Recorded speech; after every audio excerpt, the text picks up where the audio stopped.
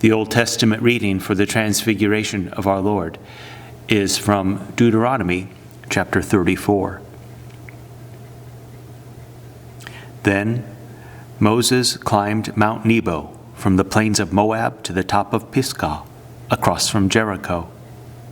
There the Lord showed him the whole land, from Gilead to Dan, all of Naphtali, the territory of Ephraim and Manasseh, all the land of Judah as far as the Mediterranean Sea, the Negev, and the whole region from the valley of Jericho, the city of palms, as far as Zoar.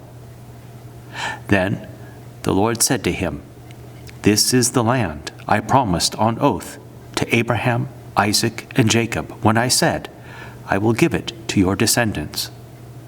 I have let you see it with your eyes, but you will not cross over into it."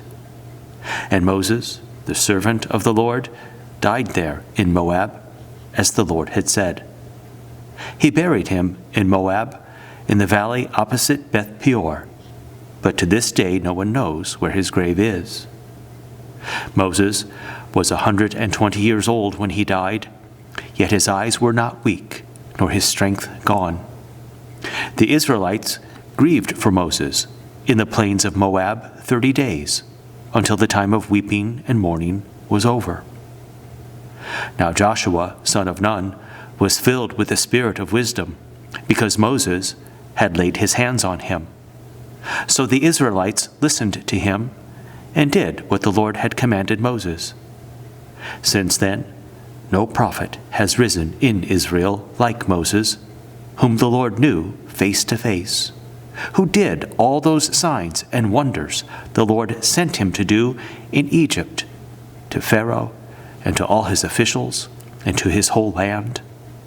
For no one has ever shown the mighty power or performed the awesome deeds that Moses did in the sight of all Israel. This is the word of the Lord. The epistle reading is from Hebrews chapter 3. Therefore, holy brothers and sisters, who share in the heavenly calling, fix your thoughts on Jesus, whom we acknowledge as our apostle and high priest. He was faithful to the one who appointed him, just as Moses was faithful in all God's house. Jesus has been found worthy of greater honor than Moses, just as the builder of a house has greater honor than the house itself. For every house is built by someone, but God is the builder of everything.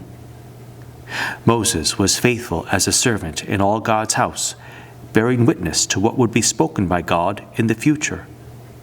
But Christ is faithful as the Son over God's house, and we are his house, if indeed we hold firmly to our confidence and the hope in which we glory. This is the word of the Lord. And the Holy Gospel according to St. Luke, the 9th chapter. About 8 days after Jesus said this, he took Peter, John, and James with him and went up onto a mountain to pray. As he was praying, the appearance of his face changed, and his clothes became as bright as a flash of lightning. 2 men, Moses and Elijah, appeared in glorious splendor, talking with Jesus. They spoke about his departure, which he was about to bring to fulfillment at Jerusalem. Peter and his companions were very sleepy, but when they became fully awake, they saw his glory, and the 2 men standing with him. As the men were leaving Jesus, Peter said to him, "Master, it is good for us to be here. Let us put up 3 shelters, one for you, one for Moses, and one for Elijah." He did not know what he was saying. While he was speaking, a cloud appeared and covered them, and they were afraid as they entered the cloud.